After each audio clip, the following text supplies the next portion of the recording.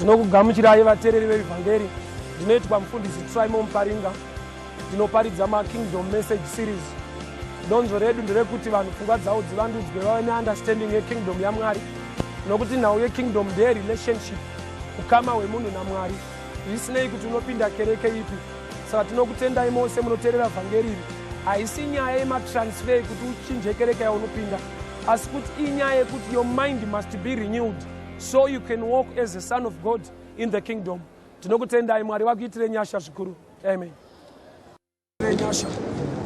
Regai ndipfuurire mberi kushumira Evangelist. Joshua chapter 6. Joshua chapter 6 from verse 1. Now Jericho was shut up because of the children of Israel. None went out, none came in.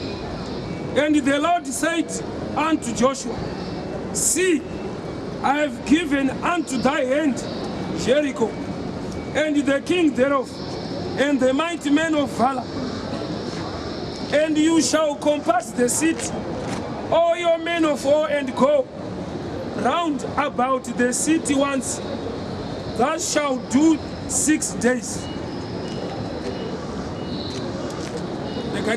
Father, we bless your name. We thank you, Lord. We are gathered here to hear your voice, to hear your word. We welcome you, Holy Ghost. We welcome you, Holy Spirit. We thank you in the mighty name of Jesus.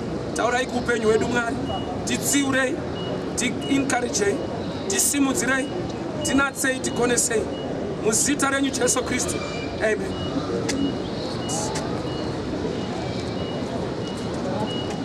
Nyanda verenga.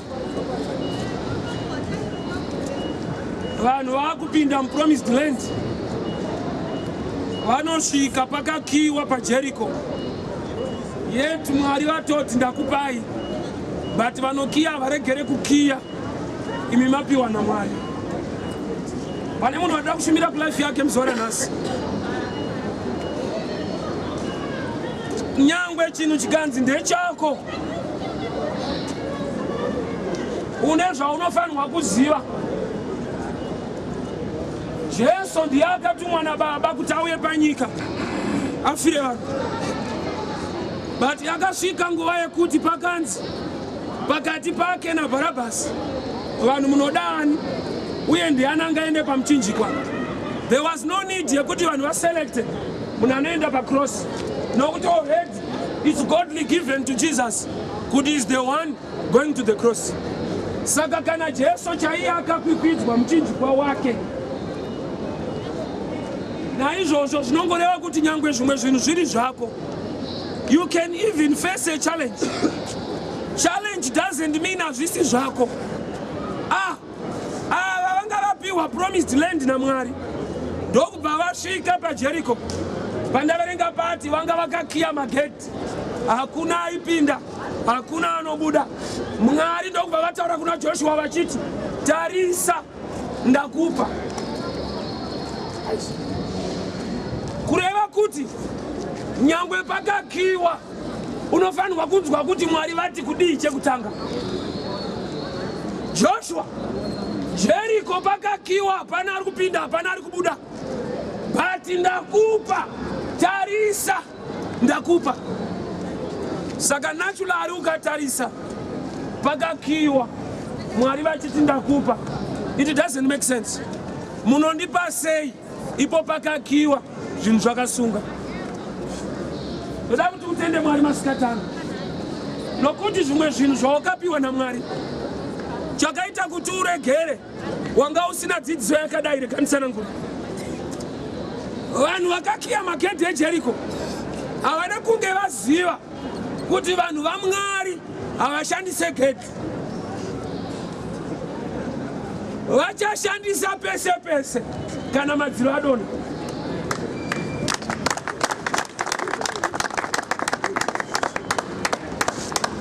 Rega vanokiya Jericho vakiye, vanofungidzira kuti moda kutopinda une pagedhi.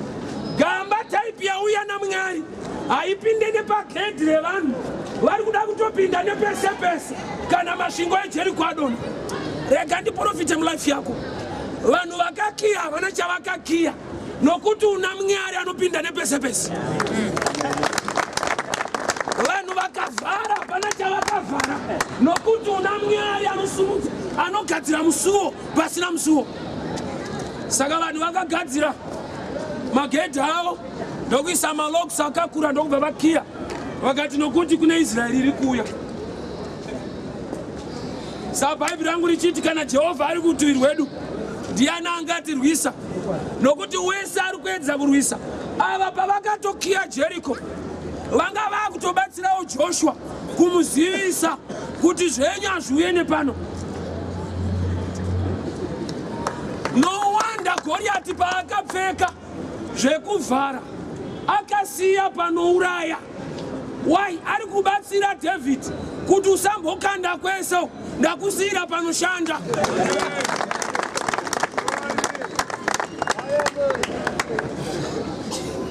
Kana Jehovha ari kurutivi rwedu ndiani ungatirwisa? Saka vanhu muJeriko ndokubva vakiya magedhi. Mambo ndokubva audza vanhu kuti hapana anopinda hapana anobuda. Ati kupera kwenyaya kune vakapinda. Takiya magedhi kuti hapana achapinda. Ko ndozvo zvakaita here? Aiwa, kwakazopinda vana veIsraeri kwete nepagedhi. Every area yanga yagedhi. Pavakatenderera masvingo eJeriko akaondomoka. Pese pese panga pane gedhi.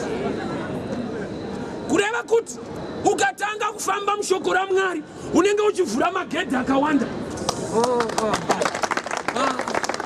Pavaifamba vachitenderera Jeriko havasi kufamba pagedhi, vari kutenderera masvingo eJeriko ese. But pfungwa yevanhu ndeyekuti tinofanirwa kupinda nepagedhi. But Mwari paatitendererai ataiwa wedzerai gedhi, wedzerai gedhi, wedzerai gedhi, wedzerai gedhi, wedzerai kupinda napo, wedzerai magedhi gapu, gedhi gari kuti. The more you start to walk according to the ways of the Lord, you are opening many doors for your life. Paunotanga kufamba mushoko rake uri kuzarura masuo akawanda. Saka vakataurira kunzi tendererai for 7 days. Kureva kuti pa 5 days masvingo haana kudonha. Pa 4 days masvingo haana kudonha. Pa 6 days masvingo haana kudonha. Vanhu vachitenderera. Naturally panyika chiremba anogona kukuti mapiritsa ndo anopedza chirwere chauinacho. Please, ukaona sekunge wapora usaregere kupedza kosi. Makambozvinzwa? Iwe watopora womanikidzwa kupedza kosi yemapiritsa. Vane zvavanoziva kuti kupora kwawaita kumaonero ako sati zvaita pedza kosi. Kureva kuti dozi yawapiwa inoenderana nechirwere chichiri mauri. Saka ukasiya halfway zveshuwa unoona sekunge wapora. Sei uchiona sekunge wapora? Nokuti uri kuda kupora. Unotanga kuona sezvauri kuda. Ndo dhenja ine Bhaibheri ka. Bhaibheri ukariverenga une nyaya dzauri kuda unodzinzwa. Kana uchida vakadzi unongoona panoitisa vakadzi paunowanisa vakadzi. Unotopa kana uri wedoro unoona mavhesi acho anonwisa. Zvaunoda rinongokupawo. Saka kana wakuriverenga make sure wabvisa zvaunoda uri kutsvaga zvaanoda. Nokuti ukariverenga une zvauri kuda unozviwana. Vanhu vaita vakadzi vakawanda neBhaibheri vakapawana. Mumwe ari kutonwa akapawana. Kovanopawana sei vamwe tichipashaya? Akaverenga achida kutsigira zviri kuitika. Hausati waona munhu kana achikupa mubvunzo. Pane munhu anokupa mubvunzo weBhaibheri ka iye aine mhinduro achida kuti zvitsigire zvaari kuita. Saka ufanira kutsvaka mweya wokunzvera. Right. Saka vanhu vakanzi naMwari tendererai masvingo eJeriko 7 times. Ko sei masvingo asingadonhe 5 times kana 6 times? Secret iri apa. Revelation in New Testament. Ukatarisa ku New Testament. Machecha ariko muna Revelation 7 churches. Saka Jesu achadzoka after those 7 churches. Kuti vanhu vachipinda mu real promised land inonzi heaven. Saka ava vai practice the promise in New Testament. Saka havana kuzviziva kuti yatiri kuita ishadow yezvichaitika. Nokuti ndi Mwari wamasimba ose vaigona kutenderera ka1 akatodona ka1. Why 7 times?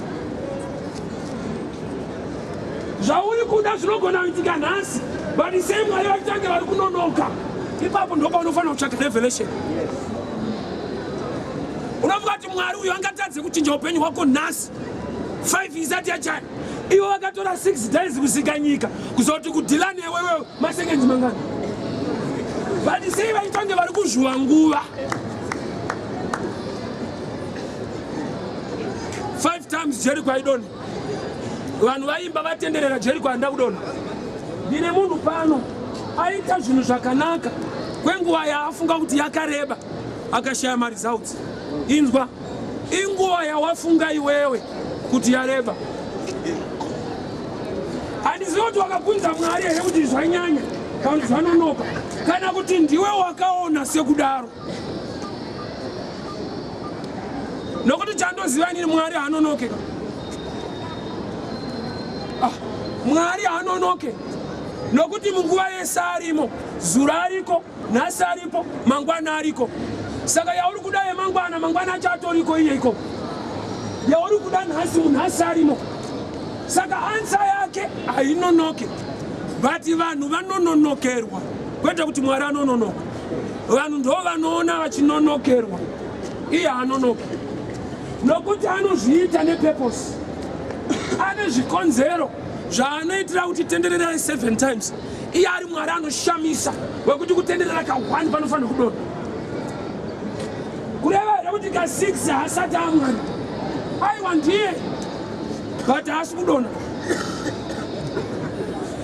Don't lose that. Waunotonamata ndiye Mwari wacho. Nyangwe Jericho risati radona. But continue to follow the ways of the Lord.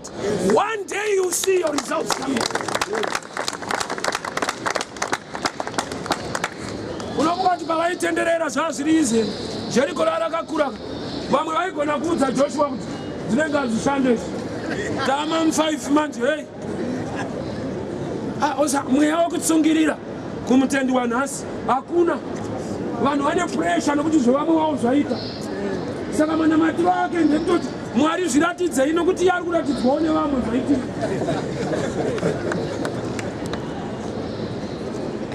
4 times Jericho ingadone. But vanhu vaita zviri correct. But vaudzwa kunzi you must surround Jericho 7 times. First day munotenderera once. Second day once. Muchingodaro. But pamuchasvika on the 7th day. Joshua chapter 6 verse 15. And it came to pass on the 7th day. Kana pane 7th day. Ndibatsiro kunzwa zuva redu. It came to pass on the 7th day that they rose up early about dawning of the day and compassed the city 7 times. Vana vane law iri pamatombo ya Moses. Inoti direct 7 hakuna anoshanda. Chaakundinetsa vanenge vari kutyora murawo. Vari kushanda, vari kutenderera. Vamwe vachiridza hwamanda vanhu vachishanda. Vadi kugara. Nokuti zvinenge zvinopikisana nezvakanyorwa padombo. On the 7th day, vakatenderera 7 times. Vanenge vakanyanyoshanda musi weSabata. Mamwe mazuva vaishanda zviri nani. First day vaitendera ka1, second day ka1, But the 7th day, 7 times. Kuratidza unubu wakakwana. Kuti nhasi panosenza munhu pano. 7 times. Saka toti Joshua ari kurasika here pamirawu iripo pamatombo. Kana iye achigona kuti mirawu iripo but anoramba achitenderera. Nokuti paitova nemapristika vaigona kumudza kuti aiwa nhasi akusenzwe zoro rai. Regarding about Raman,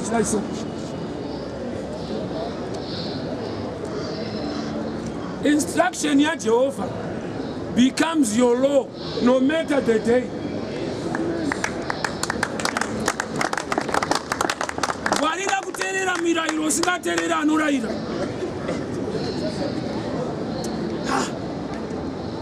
On the 7th day, vakatenderera 7 times. Kura kuti Joshua akuziva kuti ndiye the lawgiver, saka iye ndiyane right yekutaura zvaanoda musi wacho. Hakuna munhu anoti Mwari mapotsa. No wonder Jesu paakauya akaita problem futi musi wema 7 days wa aiporesa vanhu. Saka vanhu vaigumbuka kuti wazviitirei uri musi weSabata. Jesu naJoshua vakafanana, vane tsika dzavanoita musi we7th day dzekuti vanhu havanzwe mushe. Wazviitirei musi weSabata.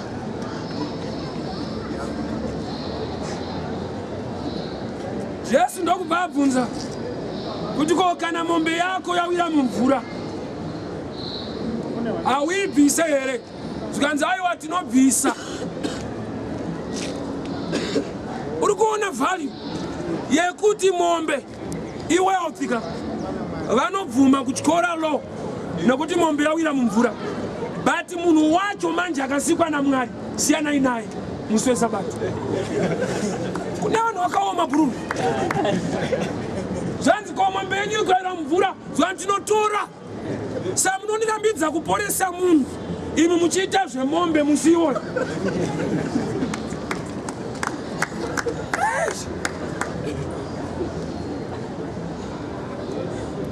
So Joshua nokuti vasvika muKenani,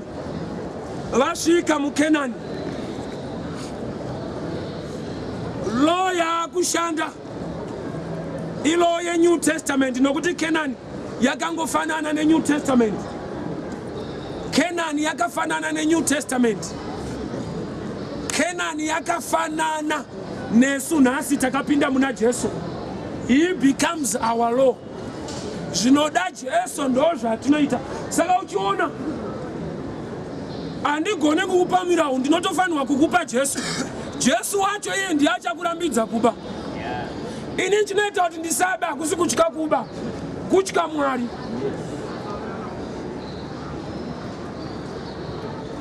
Iye kana aineni, he becomes the law in me. Wafanana nemunhu ari kufamba na president. Akasvika pared robot amire, kwete kuti atyora murawu wehighway code. Ari correct, highway code ndo iri wrong patyping. Zvokuti akatotsika mabhureki anofaiwa basa. Kunzi wamirirei kuti ratsvuka, kunzi aizve asauzive type yauinayo. Kureva kuti malaws auri kuona ndini ndakaagadza. Saka kana uchiona ini ndirega kutarisa inini, ndiri kuti kudi red means go wanted. Yes. So Joshua apinda Canaan mu promised land. On the 7th day vanotanga kutenderera 7 times Jericho. Bible yangu rinoti vakatenderera vachiridza hwamanda vachifara. Havana kurwisa mabviro, vakarumbidza Mwari. Munoziva here kuti kunyanyorwisa Satani kuri simple, kuramba uchirumbidza Mwari. Ava vana kuti torai masando wakomana, vamwe vachiimba vamwe vachirova. Yatiri kuita inorova upiyo. Worship ndo imwe weapon iri more dangerous. When you continue to worship the Lord, izvozvo zviri enough kuti Jericho ridone musina kubata madziro. kana madziro ainzi ma-thick walls akadonha nevanhu vairumbidza Mwari. Revelation iri pachena kuti worship can bring down thick walls. Usadhile nemadziro, dhila naMwari. Madziro achaona zvokuita. Saka komana vakasiyana nemadziro zvokuti vanhu vaiva muJeriko vaidongorera vachiona vanhu vachiimba vaifanira kuseka. Varungoimba vasi kupinda takiya havapinde. Varungoimba vari kuita seka asi vaimba futi. Mangwana vaimba futi. Havapinde takatokiya vanofa nekuimba. Satani ndozvaari kufunga kuti uchangofa uchirumbidza Mwari. Azive kuti Mwari akarumbidzwa anosumuka. Mwari akarumbidzwa anosumuka. Worship inomuvha Mwari. Worship inoita kuti mhandu dzako dziparare kana Jehovha wasimuka. Amen. Savaingoramba vachirumbidza vachiimba. Makatendeka makatendeka. Pakakiwa ka. But hanzi vairumbidza Mwari pakakiwa. Wesa nezvakakiya. Siyana nezvakakiya. Taura nechinokinura. Makatendeka makatendeka. Makatendeka makarurama. Makatendeka makarurama. Vakatozoshamisika kuti takiya area isiriyo. Type yacho inopinda nepese pese. Paul na Silas vari mujeri vakatanga kurumbidza Mwari. Madhoo ese kusanganisira neavasiriwo akavhurika. Worship ine musikanzwa inovhura mamwe.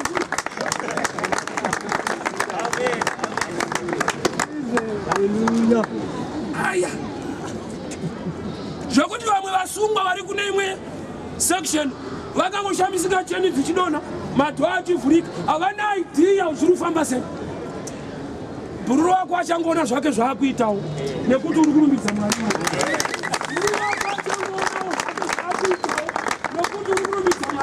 That's why Abraham apedza kupa chibayiro pagomo aenda nemwana wake Isaac aripleswa negwai achiburuka mugomo. Zvanzi kwakauya report yekuti now mukoma wako aberekawo vana. Kureva kuti barrenness yehama yakapedzwa negiving yemumwe. Urianza kumuriye kwenyu iwe. Urianza kudzinza rekwenyu iwe. Rega ndikudza vanhu vari kupa mhosva. Iwe urumbidza Mwari stereke. Vachashamisika vasisa zviite izvi. Vanhu vakavhurirwa madhoo vasina kuimba. Kuri kuimbwa kuseri. But Mwari anoti masuo ese ejeni. Kana paiva nemasuo gorufu ese. Vamwe havasi kuimba vasuzwa kuti pauyei. But vakaona paAfrica. Moses ndiye anotanga kudanwa. But asiri anotanga kuberekwa. Tine vaning'ina vari kunonotsa vakoma kuwana basa. Vakamirira vakoma kuti kana vawana vawanewo. Moses ndiye akatanga kudanwa naMwari. Mwari vakatozodana Aroni mukoma wacho second. Kureva kuti Mwari vanotanga naMoses mudiki. Aroni kuti awanewo basa muarea yaMoses. Why? Moses ndi deliverer. Aroni ndiye mupriest. Saka patange mirau kana pasati pawana vanhu vabudiswa michi. Saka tine vamwe vanhu nyange uri mudiki mumuri yenyu pamwe ndiwe mukuru pamberi paMwari unofanirwa kuzarura vamwe masuo. Nyange uri mudiki Gideon kudzinza rekwenyu pamwe pamberi paMwari ndiwo wakatomirirwa. Ask Moses. Haana kuti kana Blazi vaenda tozoendawo. Blazi vakatozomirira mupana aenda. Dai mukoma wangu vaita so, dai mukoma vaita so. Rega kumirira munhu, mirira Mwari. Pamwe mukoma wako akano ari supposed kutomirira iwe. Sanzi ngirozi yakauya Judges chapter 7. Ikati kuna Gideon, mighty man of valor. Gideon akati aizve, inini? Zvanzi Mwari wanewe. Munhu ari kunzi Mwari wanewe. Ari patight. Vanhu vazhinji havagone kuandastenda kuti kana Mwari ane kana zvichinzi Mwari anewe zvinorevei. Zvinoreva kuti Mwari anewe despite zviri kuitika. Aya. Gideon ari kunzi Mwari anewe. Iye ndobva ati aiwa hakuna zvakadaro. Tiri kudzvanyirirwa nemamidiana. Zvinhu zvedu hazisi kufamba mushe. Iri vhangeri riri long. Azvirevo kuti Mwari anesu kana zvakadai. Vanhu nzwisisai nyaya iyi. Kana zvichinzi Mwari anewe, zvinongoreva kuti Mwari anewe.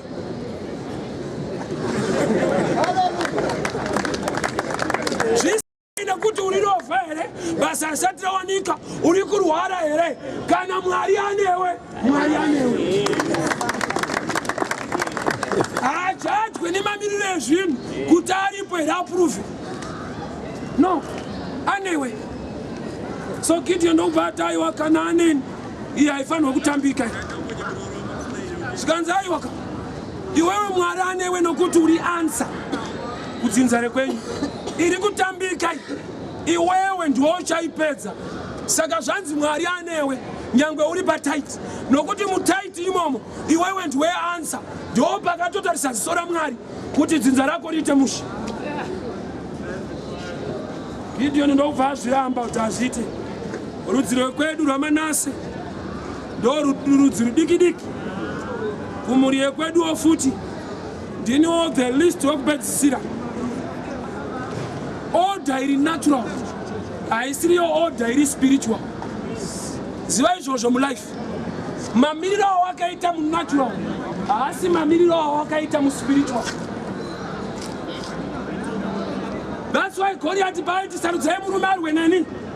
Mwari vakatumira mukomana. Kuna Mwari varume vacho vakomana. Kuna Goliath varume. Zvokuti vainyanyonzwa Goliath ndovanga vakurambira murume paangauya vachimuti uri mukomana. Kune vainzwa Goliath. Goliath vati sarudzai murume. Sauro ndokubva azvinzwa paduwa murume. Mwari ndokubva atuma murume mukomana. Saka vanhu vanga vakurambira murume waMwari nokuti pamberi pawo mukomana. Kubva nhasi gara wakazviziva mamiriro awakaita munatural handiwo mamiriro awakaita muspirit. Ungangodaro uchizvitarisira pasi nezvinhu zvakakukomberedza naturally, but sometimes you are a giant in the spirit. Zvekuti ngirozi dzinovhunduka uchitaura zvisina basa, iwe uri giant rakadaro mumweya.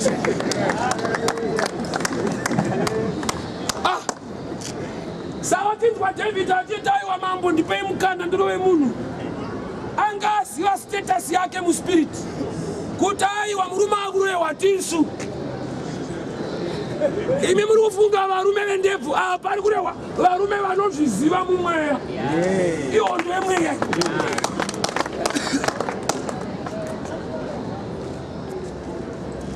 Saka Joshua anoramba achitenderera Jericho achiimba. Second day, third day. Panotonetawo munhu ipapo. Usavuka kuti zvainakidza madziro asiri kudonha muchingoimba chete. Makatendeka motarisa so moona pakakiwa monzi ngaisumudzirwe. Makatendeka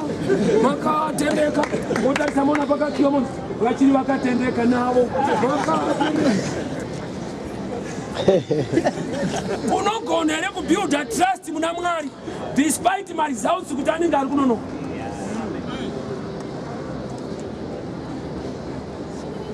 On the seventh day madziro akaondomoka. Mambo weJeriko akashaya kuti chanambokira chi kana type ichipinda nepese-pese chandambokira chi.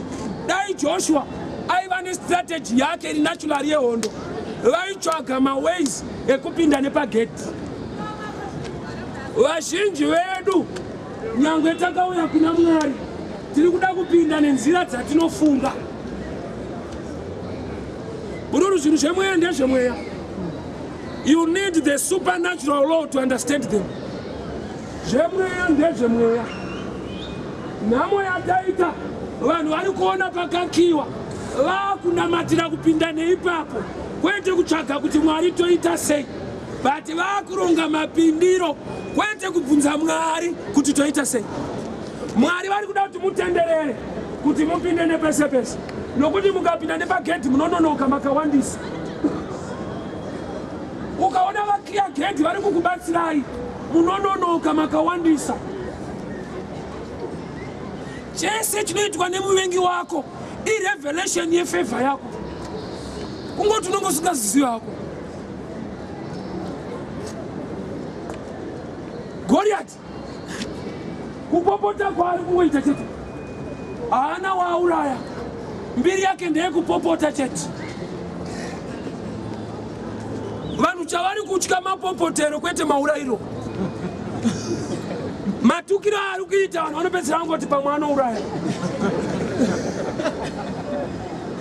Unoziva here kuti ane sentence yezvinhu haasi Satani ndiwe. Satani anopa pressure kuti upe sentence.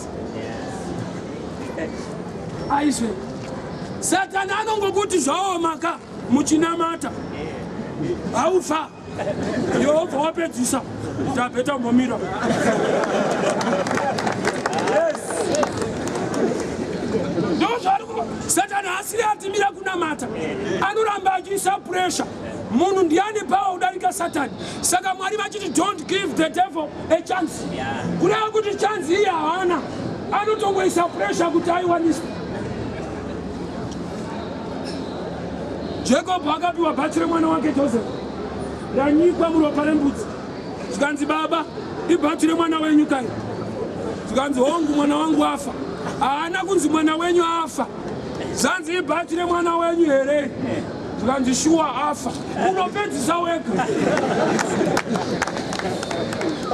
Murume akachema mbudzi panzvimbo yemunhu. Tine vanhu vari kuchema nyaya isiriyo. Vakomana vakaedza kunyararidza baba. Baba havakanyarara. Ndakati no problem ina Jacob. Ukaona vakoma vake vachiti nyarara. Vane zvavari kuziva vakomana. Ukaona ndichiti nyarara ndine nyaya ndiri kuziva. Chakonzera mumwe kuchema, vamwe vasingacheme kuziva. Kwete rudo hakusi kuda munhu kusaziva. Unoti kuchema kwaJacob kuda Joseph. Aiwa kusaziva zvaitika. Pane pamwe paunochema chifukwa chiri kuda Mwari uri wose uri kuziva zviri kuitika. Vakomana vako vakataiwa munhu aranyarara. Ndara kutakana kumbonyumwa kuti inda vamwe vake vasiri kuchemawo.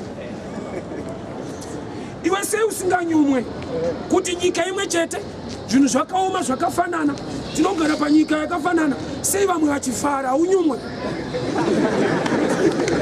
Yes. Chinovafadza chii nyika yakadai vamwe chii?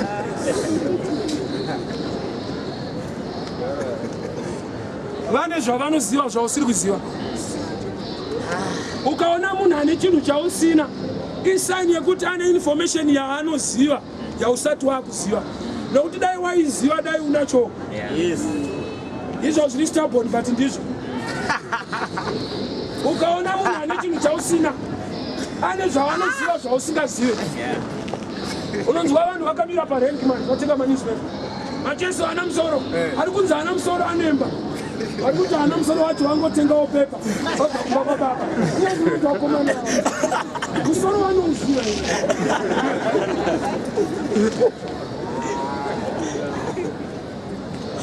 Kana uchiti hana musoro nemba yaainayo iwewe saka uri wesika une musoro wobva washaya zvine munhu asina musoro.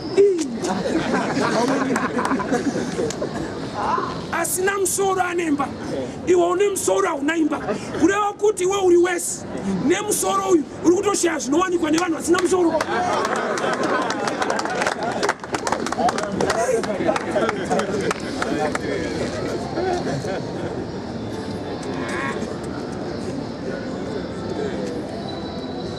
Joshua, tarisa, ndakupa. Mwari pavari kuti munhu tarisa pakakiwa. Kureva kuti matarisiro emweya asiri natural. Kureva kuti pamweya ukaona pakiwa pavhurwa.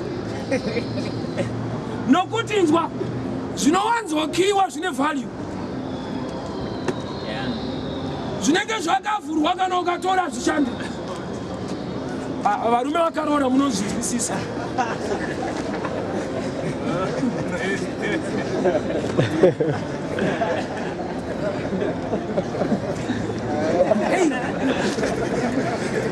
Ayo zvandataura ndizvi. Pane zvawanzwa, pane zvandataura.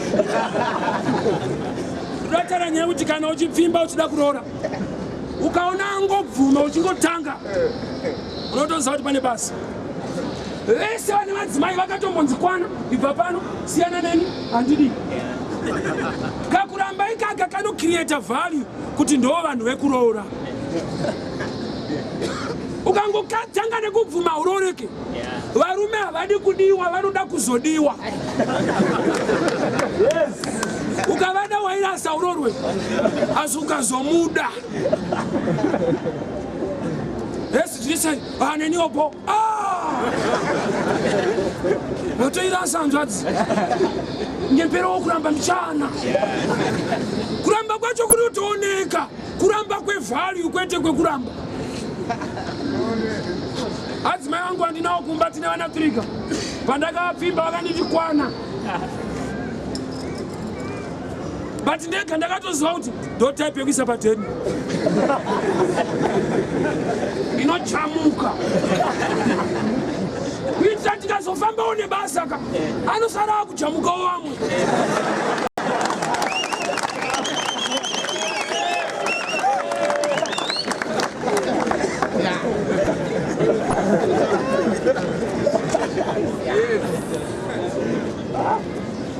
Ngangoisa mwe murume pressure. Kana akangodiwa kawani pamwe ira akandiziva. Ngotaurawo zvinhu zviri mulife. Sana muramba kawangu kunze tora pastor. Saka I suspect. Aiwa rudo. Kune vane rudo rwituma. Kuramba kwacho kunonetsawo.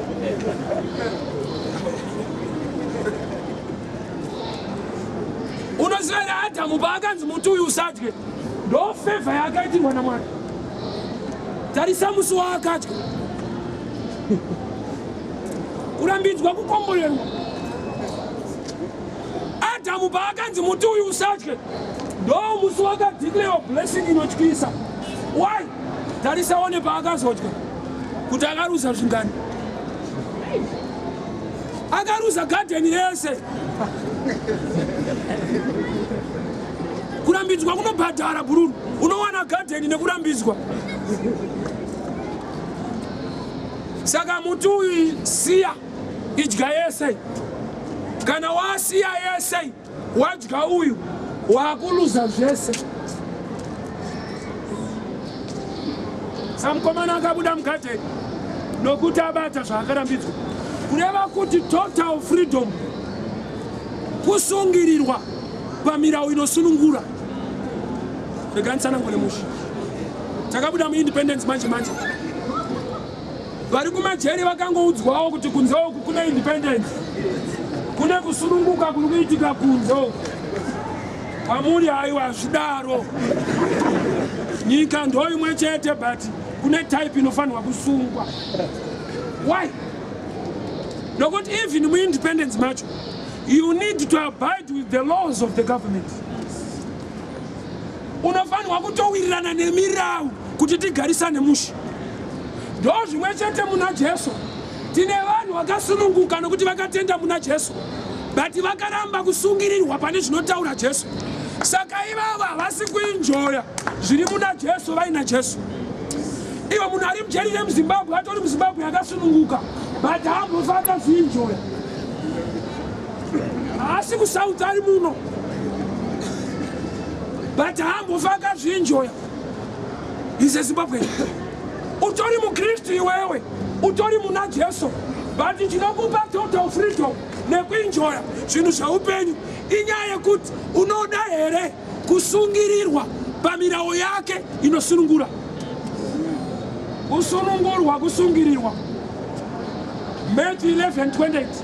Uyai kwandiri makaneta makaremerwa, ndichakupai zororo. 29. Takurai joki rangu. Ndokunonzi kutura ukutakura. Takurai joki rangu nokuti rakareruka. Izi tauya takaremerwa takutakura futi.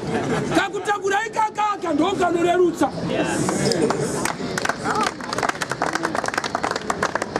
Savazhinji vakatura mutoro ndokubva varega kutakura wakareruka wake kwakusangana futi naSatani. Zvanzi wakatura futi kenza yangu apa una cheumunhu mumwe munhu uinacho futi. Rega tikupame kureva kuti ukatura zvako ukatakura zvake watakurira sefit kuitira kuti uya aimba kutakudza zvake akakuona une zvemumwe anenge akutya zveumunhu watakurira. Kana akatakura zvaJesu musatudzire anochamuka. Nokuti nzwa zvava nemunhu anenge arova mukadzi wemunhu. Paanopedza kurova mukadzi wemunhu fight inenge isati yapera ndopa anyatsotanga zvinhu ayanga amarehearsals baba vacho vari kuuya iye mukadzi anozva baba vanochaisana 5 pakati pesabva acheme 4:45 tanga achangorohwa.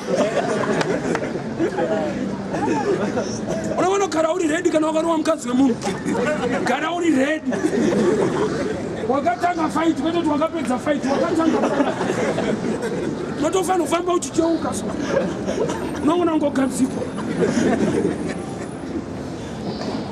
So kana uri muna Jesu uri mumarriage naKristu chese chada kuitwa newakaipa pauri chinenge chisina kuperera pauri ndopa chatangira chichanyatsopera muropa raJesu. Nobora ndipa example yerambire kumusha mazano mtauni riri mumagetsi ari kuenda rinenge rine parafini netambo. Tamu yamunolaita amulaite parafini munolaita tambo but munotoziva kuti chinopera chii parafini but light hariende kuchi parafini rinoenda kutambo. Kureva kuti pane ukama hwakanzwisiswa kuti kana tambo yakanyikwa muparafini ukangoisa moto parafini inopindira kuti tambo isapere. Pakangoita moto chete inowana ability yekudhonza kuti uyai kuno kune zviri kuitika kuno uyai kuno kune zviri kuitika kuno. Saka munhu kana ari muna Jesu shuwa vanotuka iwewe but hausiriwo unopindura nyasha dziri mauri favor yaMwari inorarama mauri.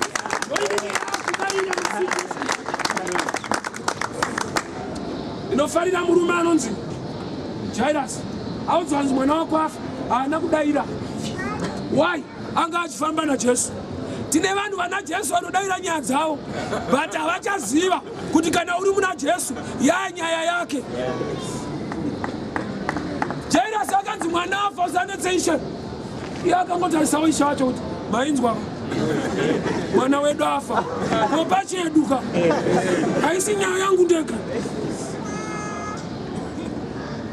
Jesu ndokubva apindura mwana afa ndewaJairus kwete waJesu but Jesu anopindura wai nokuti Jairus kunyarara kwaaita ataridza kusaluta type yaari kufamba nayo.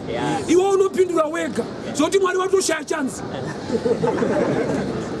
kungonzi Mwari watotenji ndopindawo sei mukomana ari fast unoshaisa Mwari mukana wokukubatsira. Jairus mwana wako afa akati masvika ndaakufamba nemukuru tichanzwa kuti mukuru anoti kudini. Kureva kuti muKristu wanhasi every situation inoripota kuti zvako zvazodai tsvaga mushoko raMwari tsvaka Mwari wacho shoko rake kwete kutsvaga rako hariite. Imagine Jairus akanzi mwana afa yatosona but zvikaenda kuna Jesu arara haana kufa arara. Kuna atobva kunhamo yacho ari kutoti mwana afa kuna ari kuenda ikoko ari kuti haana.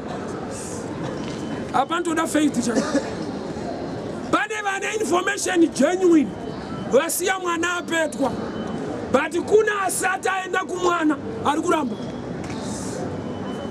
Jesu anoti aiwa haana kufa akararama.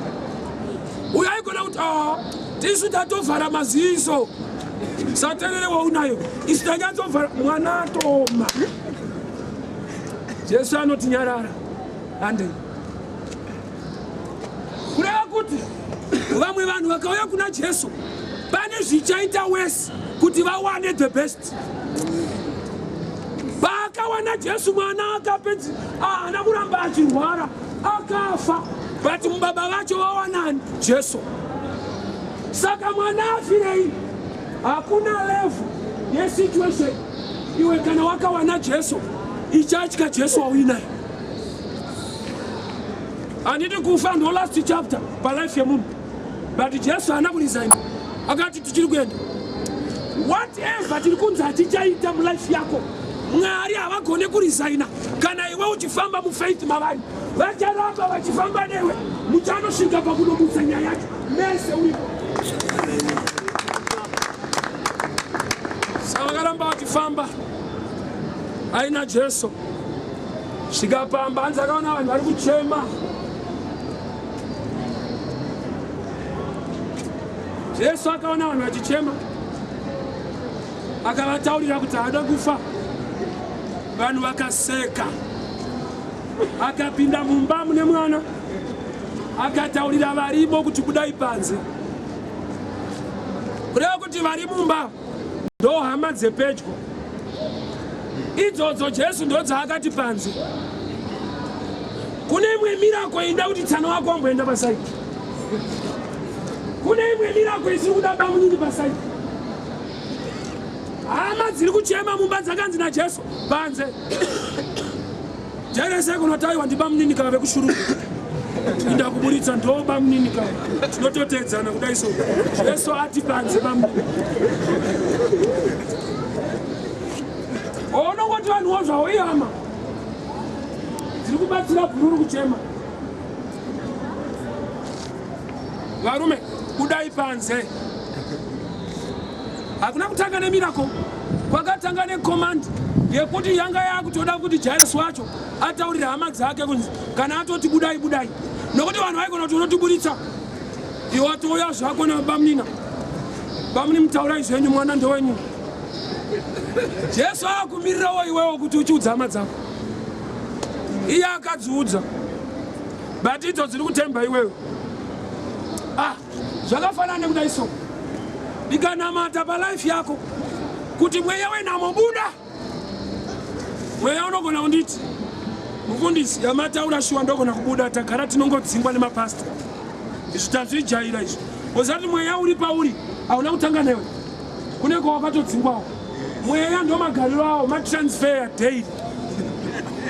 Saka ukanzi out hauvhunduke kuti inda unozoti magariro edu. But unogona kuti manje patiri kugara mazuva ano apa tinenge tinowirirana. Imimi ndimi zvenyu mafunga kutiendesa. But nemukuru ava tiri kugara takanaka.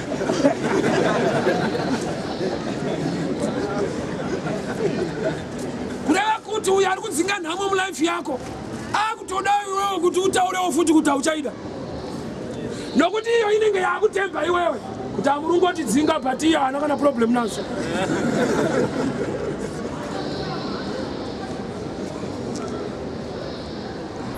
Vafanana wakasvika pamba paikuroja munhu wobva wamuti ibva pano. Shoko rekudzingwa kana uri roja riri common. Hauvhunduke ndobvira haisi yako. Kana uri roja shoko rekunzi ibva pano harisi Yohana asi mashura ndo mashoko edu.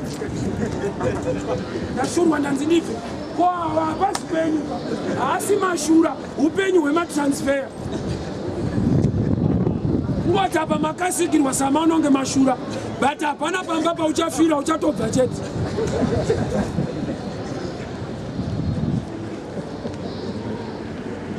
Aka ndo zvakaipa kuti unenge watone status yekunzi senior roja.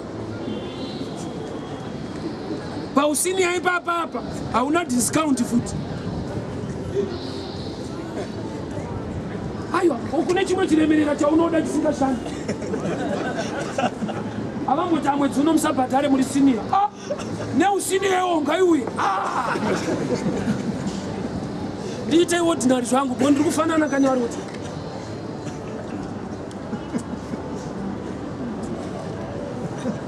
Saka ukataurira munhu ari kuroja kuti bva pano anongokubvunza manga mataura nababa here. Haasi kuti handidi, ari kuti aiwa yekufamba yemugariro but toda uzoti channel yacho imi mada here kana kuti baba zvokuti kana muri mimada aiwa tinochena musoro tiri pano imi musingade ndozva zviri kuita mulife yemwe munhu vanhu vari kunamata zvakati ngazvipe palife yake ngazvipe iye mumind make asati aprograma mind yake yekuramba zvinhu zvacho ari kufungidzira kuti imagic zvinongodzingwa by fire by thunder. You need a choice yekudeclare in your own life kuti zvandidi indaimboenda ung'anga ka utoparidzirwa nemunhu aita zvese unobatsirika. Takapiwa mushonga nasekuru weheadlands n'anga yepaheadlands apo nganzenda ine mushonga uyu munonotyiwa kubasa munoporomotwa takuuya ndopa vakazotudza kuti kana makugeza mutaure ko iwo mushonga wacho haushande wega zvawo zvikanzi aiwa unotomirirawo matauriro enyu nemushonga chaiwo unotoda kunzwa kuti munhu wacho anawo ari kuti kudii sanzi munogeza mushonga moti munyama ndisiye but mushonga wandatora ndewokuti munyama uite sei undisiye but sekuru vari kuti aiwa mushonga wega pasina sasi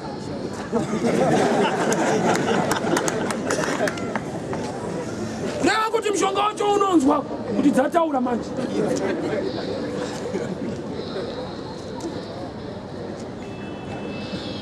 usatambise muromo wako gona kushandisa muromo unoziva kuti munhu akapinda denga nemuromo pamuchinjikwa haana kufamba akangotaura akamira kana makuya mundirangariro zvanzandei sasi denga straight ndokuti mbavha akakwimba denga aimboba madvd ubva pesina aba denga racho ndokuti tsotsika amukomana anogona kuba tanga arowa madvd ava pamuchinjikwa denga mabhishopu akasara ari vavava tsotsi ranzi tiri kuenda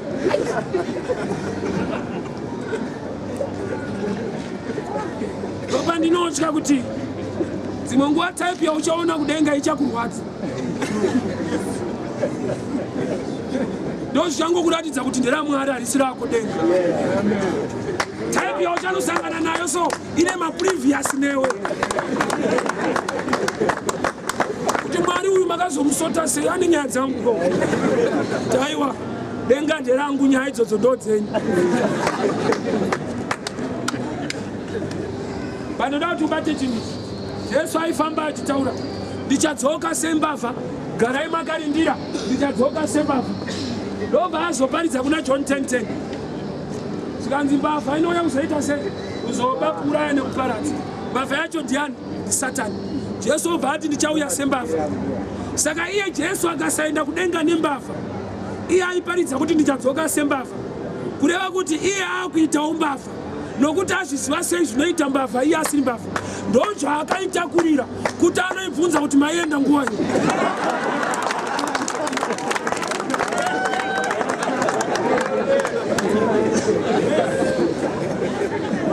because akadzoka sembavha asina kuenda nembavha atombavha azviziva sei iye asiri saka kukuratidza kuti iye haasi mbavha akaitakura ichamuudza nguva dzinouya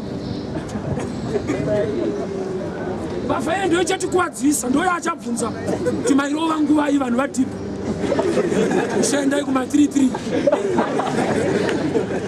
wakararo nongonza kuti isheva uyo mbavha iye yatikuwadzisa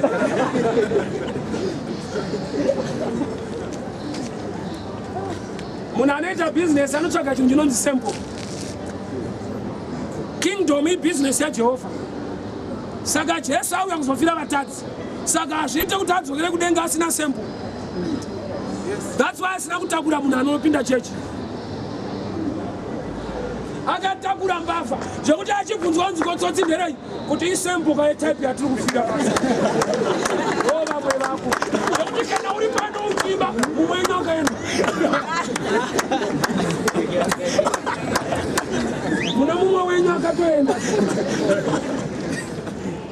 chiona secret yakaita akada Jesu. Manje waramba uchiba uchiti kuna mumwe wedu unozviruza. Ziva kuti mumwe wedu akazoda Jesu.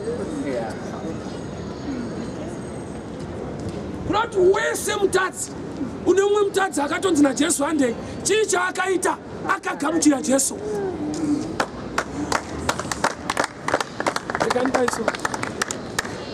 Mwari vanoti Joshua tarisa ndakupa Jericho, but pandaverenga Joshua 6 zvanzi pava pakatokiwa hapana aipinda kana kubuda, but Mwari vaakuudza munhu kuti ndozvandakupa izvi. Tine vanhu vakapiwa zvinhu naMwari pano zvavasina, nokuti pavakaona pakakiwa vakati I'm waiting upon the Lord. Joshua aigona kupinda muprayer kuti o mandipa, it's okay. Vanhu ngatinamatei tichimirira Mwari panokinurwa, let's wait upon the Lord. Inonzi waiting upon the Lord inzwisise, hakusi kumira kuti zvinhu zviitike, kumira newacho anoitisa kuti ari kudei. Tarira Jericho ndakupa pakakiwa, zvinhu zvako unazvo but zvakakiwa, vakuda meso emweya kuti uone. Unoziva here kuti Zakeo mupfupi aida kuona Jesu, but anonga aziva kuti yekupfupika ndiwo unoonekwa uone. Kupera kwenyaya Jesu ndiye akaona Zakeo. Aida kuona Jesu ndi Zakeo, but kupera kwenyaya Jesu ndiye akaona Zakeo. Akati Zakeo buruka. Tine vanhu vari kutsvaga zvinhu zvinofanirwa kuvatsvaga, inyaya yekuti havasi panzvimbo. Zakeo paakaenda mumuti ndiye akaingwa. Kureva kuti zvimwe zvinhu zvako usapedze nguva kuzvitsvaga, enda panzvimbo izvo zvakaudzwa kunzi zviuye ikoko. Zakeo akangona kukwira muti ndokubva atyora so, angoshamisika kunzi Zakeo handei, ndiye muchindi wandoda kuona kuti wamira panzvimbo chaiyo anenge akuona iwewe. Muti wandinokupromisa kuti ugone kukwira kuti zvinhu zvako zviuye is the word of God. Ukangopinda mushoko rake, you see doors open. Ukangorarama mune zvaanotaura, you make a way. That's why Mwari vakasarudza Moses kuti ave leader yasingataure mushe, vachiziva nyaya yepaRed Sea kuti hapadi very good to prayer, panoda mudhara ane tsvimbo chete. Dai vanhu vakatsvaga a good leader more than Moses, vaikuwara paRed Sea. Mwari chavangodira Moses mukomana ane tsvimbo inoshanda. Tine vanhu vanofamba mumachechi vachishora vanhu vaMwari vavainawo, vachivakombera nevamwe. Ndo mistake yauinayo. Vanhu vaMwari havafanane, but vanhu vaMwari vese. Vamwe madhara etsvimbo chete. Hapana chinoparidzwa naMozisi haataure mushe. Unoona kuita basa asina kana message, but ane tsvimbo. Ngoti basa ngariwanike, utoona wakushanda pasina marevhi arowa. Mwari akasarudza Moses mukomana ane tsvimbo chete. No good grammar. Red Sea haidi good English. I commanded that.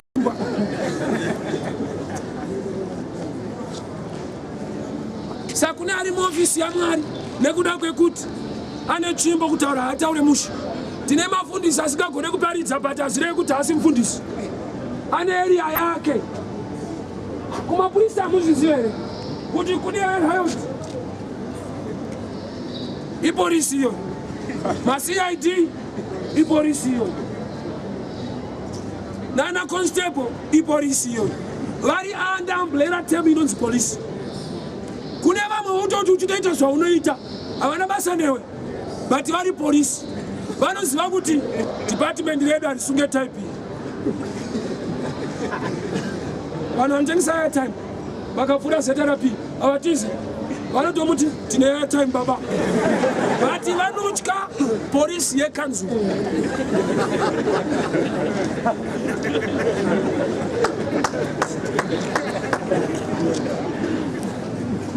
Unotengeserwa polisi therapy, kana wada kumbata unotonaye achiseka. And is very easy. But do you ever know?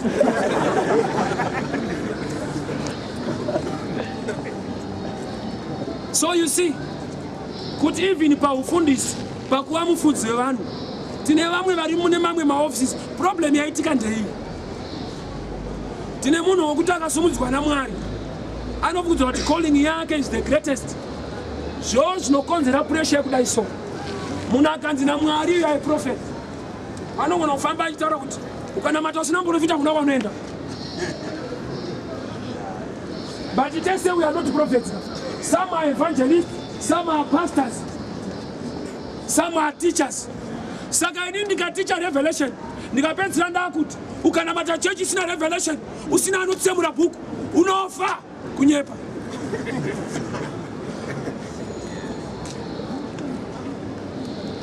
Moses chake ichimbo kwete good English kungosvika paredisi munhu ngakrosi nokutinzwa Mwari kwaanokualaina ndokune destiny yako wakaalainwa kuna prophet ndokune destiny yawo wakaalainwa kuna apostle ndokune destiny yawo wakaalainwa kuna teacher ndokune destiny yawo. Mwari haite mistake kupa fivefold ministry obva ati ukasaenda kune one wakuwara. No, no, no. Regani kudai so Mwari vakati Abrahamu buda kumba kwenyu uye kunzvimbo yandichakuratidza. Abrahamu ndokubva abuda uye naLoti. Mwari aona kuti Abrahamu naLoti budai. Mwari vakati Abrahamu Loti akabuda. Why? Loti ari mulevel yekuti hadi chiprofita kuziva kuti ari kudiwa. Vanhu vanofunga kuti Loti akangotera aitodiwa. That's why Mwari vachida kuti Boaz arore vakanotsvaga kumba kwaLoti. Loti muprogramu yaMwari arimo, but Loti ari palevel yekunzwa revelation nokutinzwa. Kune vanotoda kuprofitwa zita, kune vanongoda kunzwa shoko woziva kuti inyaya yangu. Tinosiyana. As long uri muofisi yaJehovha uchitaura pfungwa yaMwari, you are speaking prophecy. Dai vataura namba dzechitupa nayo zoti muprofita. Izvi zvinodarika namba dzechitupa. Yes. Hallelujah. Abrahamu buda. Loti haana kunzi budai mese. Loti akabuda. Loti abuda Genesis 19. Mombe dzaLoti dzikatanga kuwanda. Dai asina kudanwa zvaifanirwa kushowa ipapa. Kuti uri zvinowanda iwo wakauya sei wakauya wega. Mombe dzaAbhurahamu nedzaLoti dzakawanda. But adanwa ndiani? Abraham. Koma wanzira idzaloti munhu akura parevelation haadi kunzwa zita nokuti anoziva chinhu kuti zita rekuti Abraham rinoreva baba vemarudzi. Saka Mwari kana vachiona Abraham havasi kuona munhu vari kuona vanhu. Saka tatoshedzwa apa pashedzwa sada.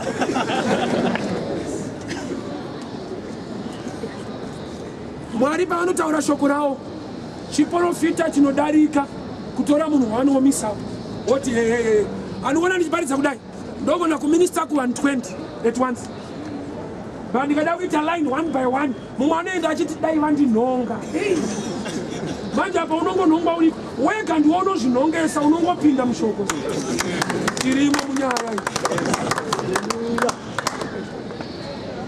Handisi kuti kutaura mazita achiprofita kwakaipa hana mudaro. Ndoda tunzwe dimension zvinhu zvaMwari. Kune vanhu vakaalainwa mulife yavo mudestiny yavo kuti vanogona kufamba naapostol. Why? Vakatoonekwa naMwari kuti muupenyu hwavo chavari kuleka haisi prophecy kana teaching, iye apostleship chete. Mwari haite mistake kuti uteere Abrahamu uri Loti. Zvako zviri ikoko. Tine vanhu vari kuchinja machechi ka? No, inzwa.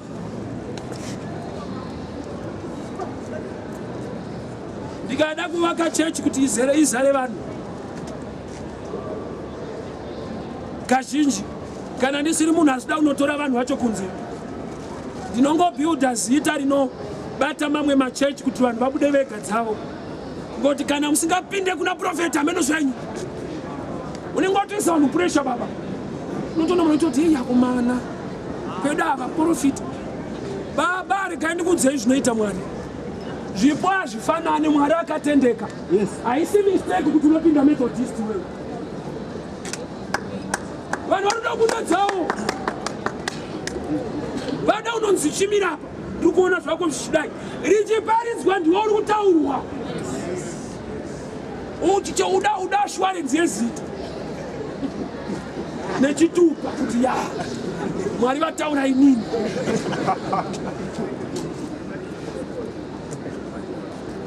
Zvine purpose. Say uri under apostle. Say uri under a teacher. There is a purpose. Udai kwenyu kwa anoona ere mukuru wenyu aoneka unokwara famba nemunhu asingaoni. Rega ndikudze hakuna munhu anoona ndiMwari. Zvinhu zvaMwari hazviitwe nevanhu, zvinoitwa naMwari mumunhu. Varida kuteera vanhu uchisiya Mwari. Rega ndikudze kana une need yekuprofitwa mulife mako uchipinda church ina apostle, the same God who loves you and who knows you anogona kufa a gift of prophecy muna apostle. Kwete kuti anoita apostle prophet, vanopiwa a gift of prophecy concerning your story. Kuprofita kune maoffices, kune vanotobereka vari maprofita, kune vanoprofita nokuti mweya wechiprofita wabata. Kunzai so akapinda pakati pevaprofita akatotanga kunhonga tsono. Vanhu vakatoti naso ona izvo ari kutoita, ona izvo ari kutoita. Haasi muprofita so angopindawo angoimbatwa mugift yezvinhu. Saka pese pane need saka uchiona titoparidze kudai. Ndiri muvhangeri, sometimes I teach. Kwete kuti I'm a teacher. Panenge munhu anamata kuti Mwari, I want to know this. Saka Mwari nokuti ndini mouthpiece yawo panapa. Ndinoflowa muteaching kwete kuti I'm a teacher for the sake of your life. Kana ndikatoprofita pano handibve ndichiti I'm a prophet. Mwari vakanditi uri muvhangeri. Kana vanonditi matauriro amaita manyatsonhonga nyaya yangu, ndinotoziva kuti ndiMwari anhonga nyaya yako ashandisa ini sevhesi okutaura kwauri. Kune gift neoffice.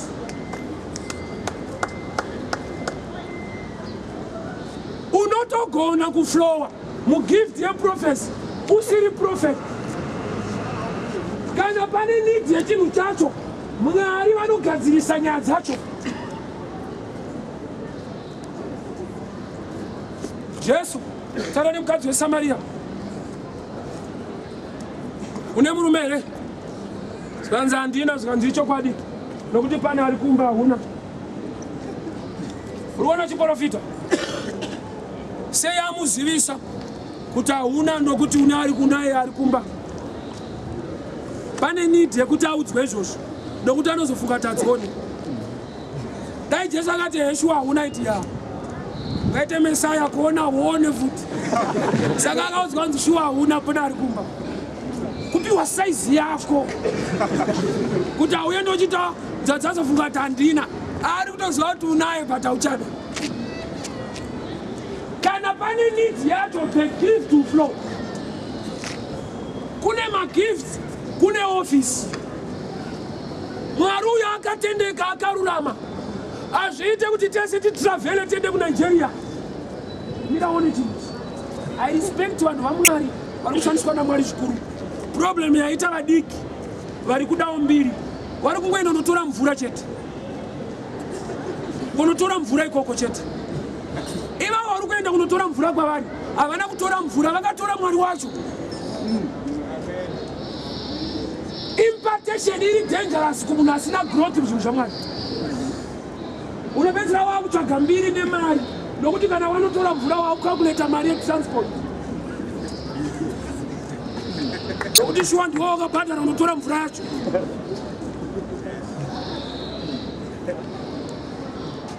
The same God anonamatwa muZimbabwe He's the same God anonamatwa kuNigeria. Ashina transport mkati zvine faith izvo. Alright, ko ane cancer ari kumuzarabana achaita sei? Iye asina mari yekuenda kuNigeria. Zvinoratidza kuti Mwari anenge asina kutendeka kuti mvura yacho iri kure. Hazvisi kure. It's all by faith. Kana uchiona uri type inofarira mvura straight, unongochera yako woinamatira. Ndo zvayaita yawapiwa iye yakanamatirwa izinwa. Hakuna mvura inobva kudenga. Vanotonochera patepi vonamata. Isimba riri kuitwa transfer chete. Kana uri type inofarira mvura kuti zvako zvaita, unogona kutochera yako ukanamatawo. Onwa. Ndaibaudza varume pane murume aiti nofarira twana twechikoro so ndikati hazvinetse. Unongotitengera mukadzi wako uniform nemasops nesechel oti adzimai pfekai berekai sechel tendererai to shungu dzinopera anonoda anotsvagira adzimai uniform wapedza tosvika kumba wobva kwaNB so adzimai kuti kwaenda kuti tine vana vechikoro stera samai divine pfeka uniform mubereke sechel kana zvichida nemabhuku otovaisira mubhegi tendererai muyadi unyatsonzwa kuti yes mwana wechikoro ko ndo problem yako.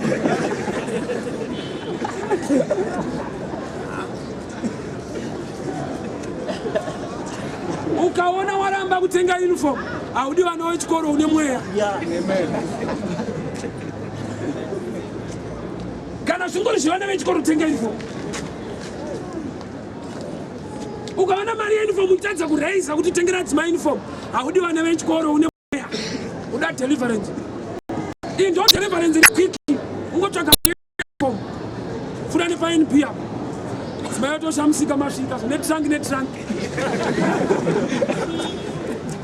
mweya wokuda vana vechikoro uperi.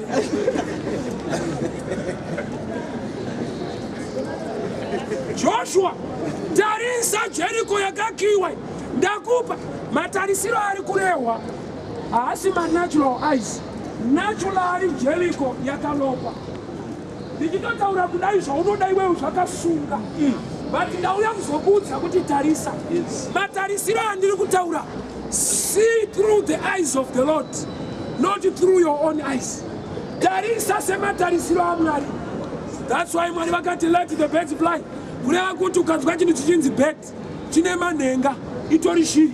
Sei Mwari vakuti let the birds fly. Kureva kuti chinhu chakatanga kupiwa deliverance chinhu chaiva nepotential kudhara. Mwari havana kupa shiri manhenga vakati bhururuka. Vanga vatopedza kuipa manhenga ndokuiona ichifamba pasi. Manza sanosa alright mune resources mune information. Let the birds fly. Munhu haabhururuke nokuti ane manhenga. Saka kana ukatoatsvaga hakuna kwaunoenda. Kubhururuka inyaya yelaw yaMwari, kwete maresources ari pashiri. Yakatoonekwa isingasumuki, manhenga aripo. Mwari vakatozotaura kuti shiri ngadzibhururuka, but kuna imwe isati yakubhururuka. Handizivi kuti ichabhururuka rini, inonzi ostrich. Itori mugrupu reshiri, manhenga atoripo. Pamwe inofunga kuti kurema, but dai yamboona kuti ndege inorema zvakadii. Yaiziva kuti iyo ndo yakadhipa. Ostrich nendege chii chinorema. Saka Mwari pavakati let the birds fly, ostrich wasarirei. Chinhu chidiki paostrich musoro. Ukaita kushoma. Kwawanda kumwe kwese ukoshayo. Ostrich yakakura kwese ukamusoro kadiki. Saona panogaya pacho padiki.